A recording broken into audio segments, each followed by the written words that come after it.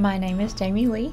I am a registered lactation consultant, and I have been incredibly blessed to be the mother of 4 beautiful children. All of my pregnancy and childbirth experiences were unique. One thing that is common though with all of my babies is that they were all breastfed. What I would like to do is share some things with you that I think might make your journey into parenthood go a little more smoothly than what mine did initially. Our babies have conversations with us long before they speak words to us, or they can understand the words that we speak to them. And feeding our babies, that is so much more than just giving them food, because while they're in our arms, they're receiving that social interaction and emotional security. And in turn, they learn to trust and love us. Part of this trust is us as parents learning the language of baby cues so that we know when our babies are just awake, wanting to interact, when they're sleepy, or when they're hungry, or when they've had just enough to eat. So now we know that our babies communicate. How do we know what they're saying? Well, content babies will gaze at the world through wide, bright eyes and a relaxed little body. They are inviting us to interact with them. And this is an excellent time just to hold and talk to your baby. Just let them gaze at your face. And sometimes they'll move from that to starting to get hungry. And their first attempt to let us know that they're starting to feel hungry is they'll kind of smack and suck on their lips and kind of wiggle around. And next they'll turn their head towards objects brushing their cheek, and they'll open their mouth really wide. This is something we call rooting, and it is an excellent time to start a feeding when a baby is doing this, because the next thing they're going to do is they're going to bend their arms up and clench them tightly to their chest, and they're going to suck really hard on their little fists. And at this point, if we don't start a feeding, they're going to start to show signs of distress. And one of the ways they show signs of distress is to cry. It's usually more difficult to get a baby to eat well when they are distressed and crying. And when they get distressed and cry, we get distressed too. And it's just much easier to get that feeding going before things get to that level.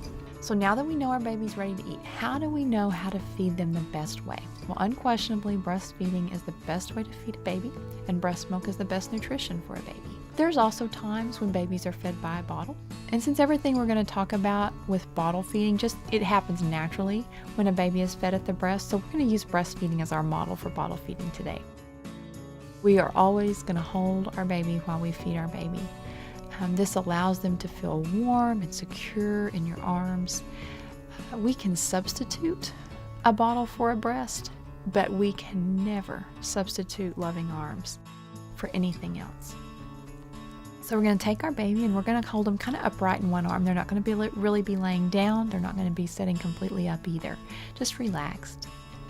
So with the other hand, we're going to take the bottle nipple and we're just going to gently brush it across the baby's upper lip and allow her to draw the nipple into her mouth. And this is what a breastfeeding mother does naturally when she's latching her baby on. Then we're going to hold the bottle relaxed, almost flat in our hand, and this allows the baby to suck and draw milk from the bottle at their own pace.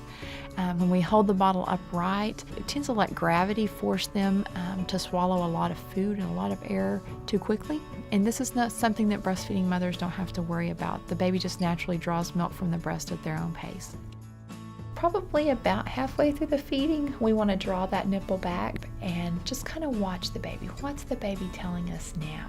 Is the baby acting like he's content? Is he relaxed? Is he possibly sacked out of sleep? If the baby continues to, root or suck on her hands or fuss and cry, then there's a chance that she's still hungry.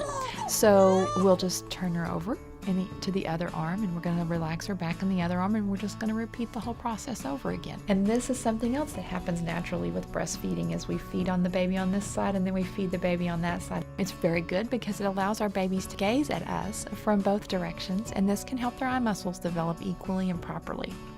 So if the baby turns away from the feeding or falls asleep, they are telling us they have had enough for now, and we're just going to consider the feeding over. Now they may sleep a little while and be ready to eat again, and that's okay too. So in this way, they can learn when they're hungry, they're going to eat, and to stop eating when they've had enough. Our babies are truly amazing in so many ways, and communicating with us is just another way that they show us they are truly amazing. Remember, when they are content and awake, they are inviting us to interact with them.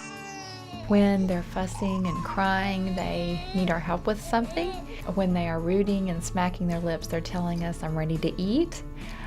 So communication and love and trust, these are essentials in any relationship, and that's true for our relationship with our babies as well. And what we as parents need to do is just learn to trust them to set the pace to tell us when they've had just enough.